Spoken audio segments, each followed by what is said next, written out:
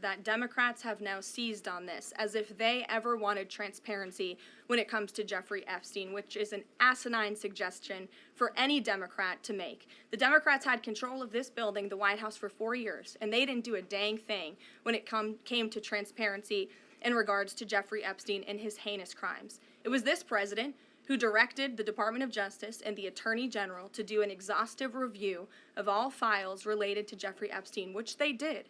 The Attorney General and the FBI, led by Pam Bondi, Dan Bongino, Kash Patel, these are great patriots, some of the most trusted voices in the Republican Party movement. It's part of the reason the president appointed them to these high law enforcement positions, and they spent many months going through all of the files related to Jeffrey Epstein, and they concluded what they found in that memo, which they drafted and they released. And so the president has been transparent. He has followed through on his promises to the American people, but he doesn't like to see Democrats and the mainstream media covering this like it's the biggest story that the American people care about.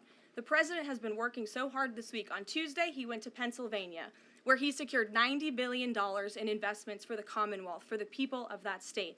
After that, he came back to the Oval Office at 8 p.m. He went in there to whip votes to get the Genius Act signed into law. And because of his efforts, that bill is now going to be signed and passed. The following day, yesterday, he meets with a foreign leader, the King of Bahrain, to secure more investments into this country. And then yesterday afternoon, the president is in the East Room of the White House mourning with parents who have lost their children because of fentanyl, signing a bipartisan piece of legislation.